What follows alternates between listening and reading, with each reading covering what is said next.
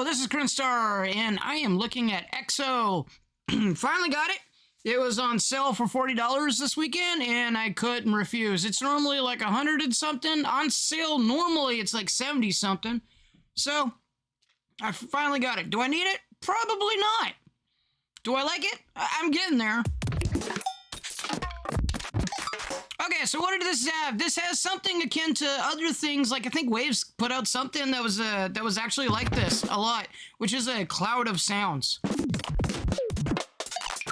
where you can run through a ton of samples fast, really fast. And at its core, this is kind of a beat-making machine, so you have patterns and stuff like that. So if I hit the play,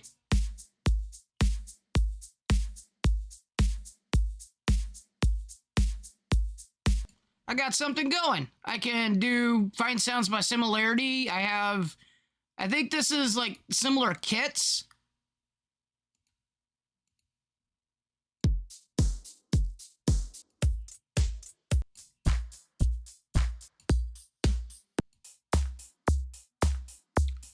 It's showing where the beats are playing, or the samples. So that's space. Then there's this edit tab that actually is the whole drum machine part of it, the sequencer. You got all your sequence and stuff. You got all the fun parts to play around with, like panning, the envelope, the pitch, if you want to pitch it up and down, the tone. Now, I've not messed with this a whole lot, so I'm learning it myself. There's a whole bunch of different little nuances to this thing I might miss, but it screams drum machine or a sequencer, and you know, you got several parts of them, but there are little things that kind of help.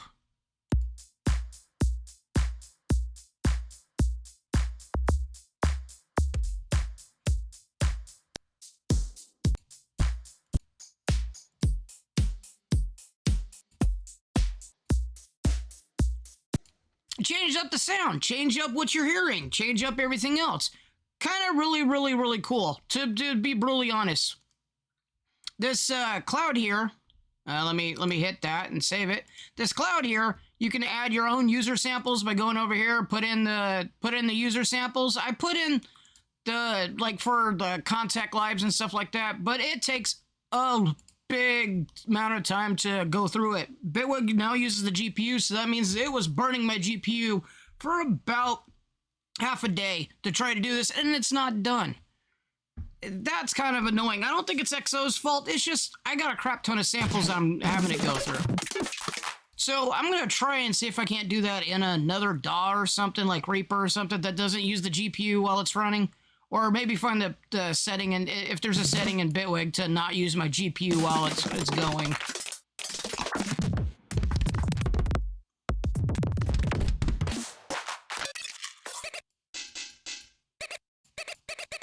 All right, that's awfully cool. So if I found one of these samples I like and I want to replace it, they got this little bar over here, so I can put it and replace it.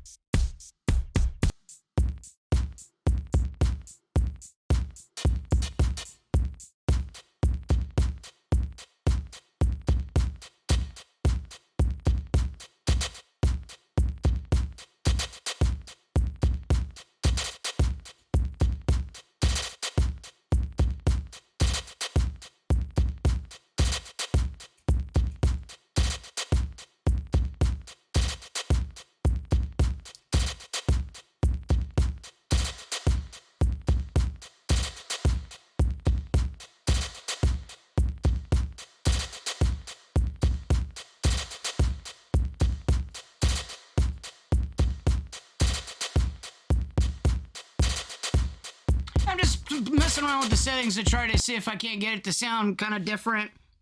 Overall, there's other little things. Beat combiner, this one is really, I think, crazy.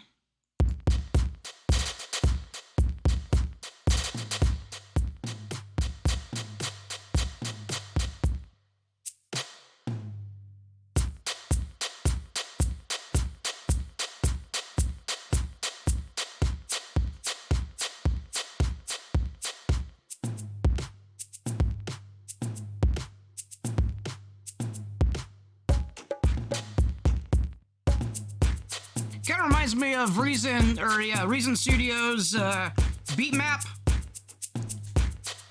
Come up with all kinds of crazy different patterns to try out.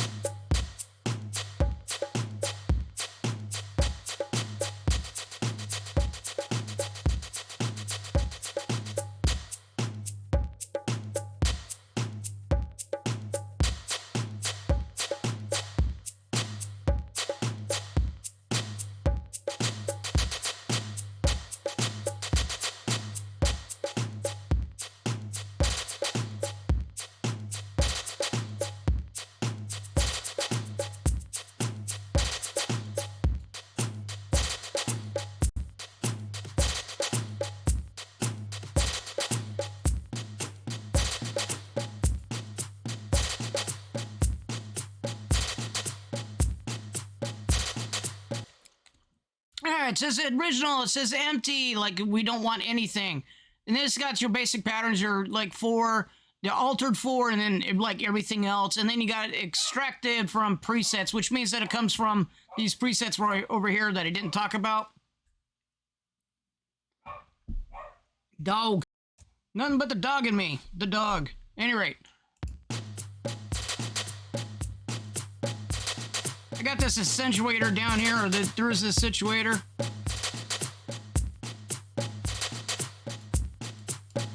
Oh, I guess you could turn it off by track. That's kind of cool.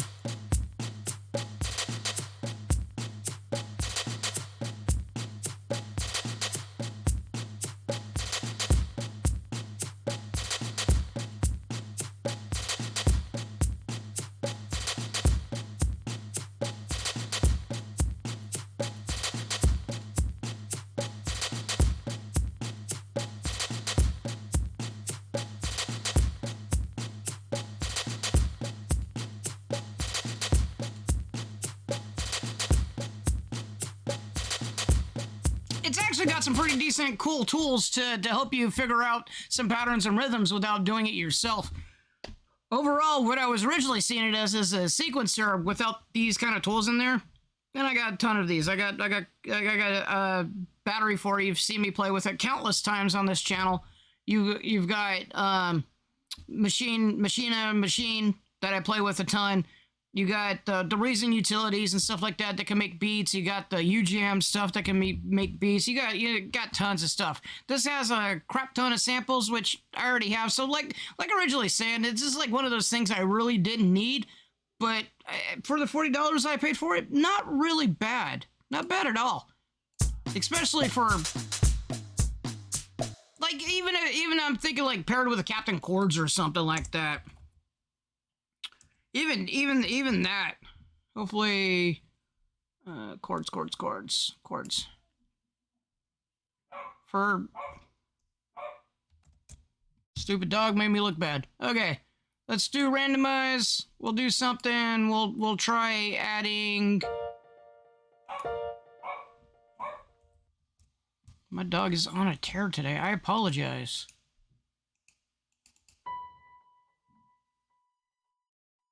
There we go, progression.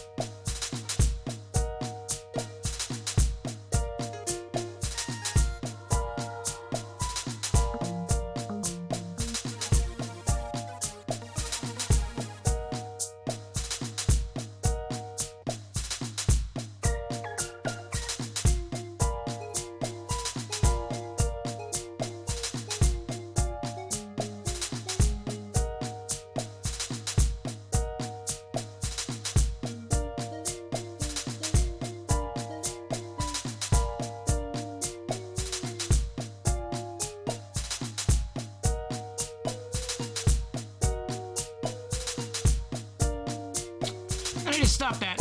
It's not a video about Captain Chords. I just want to do some context with the beat.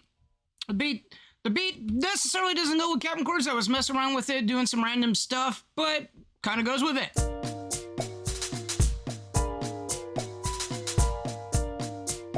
Kind of funky.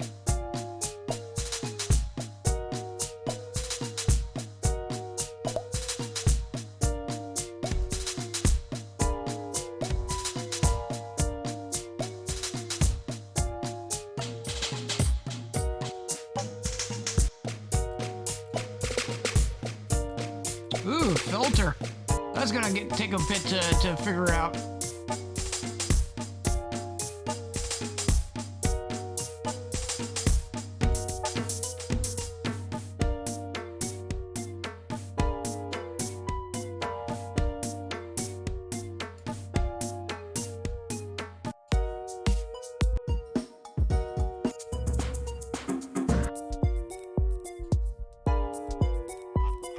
And of course, the plugin comes with all kinds of presets. You can have a bunch of presets. You can have your own if you want to, save a whole bunch. And then they have kind of the similar type of patterns on here. That's pretty cool.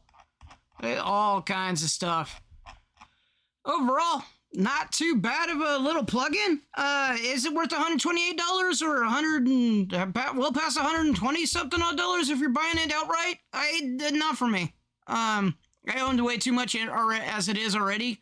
So if you got like a ton of plugins, this is kind of nothing new. It is a great plugin, but for somebody that probably doesn't have already a lot of stuff that already does similar types of functionality, it would be really great. I think the $40 price tag was well worth it for me.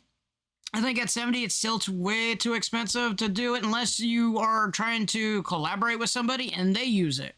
Then it's well worth probably the money you spent because of course the collaboration and without it not being able to do much.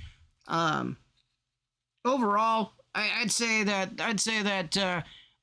it's kind of a cool plugin. I kind of like it, kind of dig it. Am I going to use it a whole lot? Probably not. I got a whole lot of different drum pattern makers. I got the break tweak that I used recently. I got the, like I said, machine 2 with all of its patterns. I got battery with all of its samples and all the thousands of samples I have in that thing that this one needs to be picked up.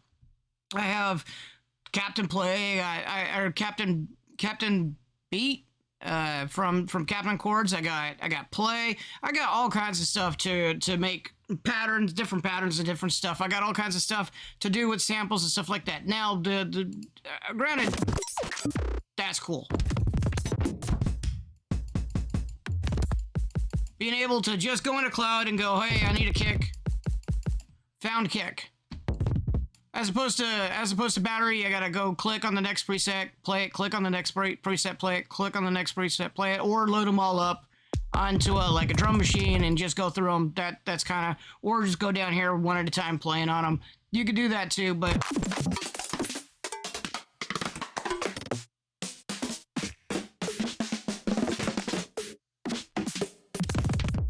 that's really, really cool.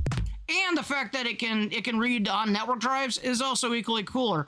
The Waves one wouldn't. I think the Waves had something that also had a cloud that can read samples. It could tell you a kick and stuff like that. Can't read network drives.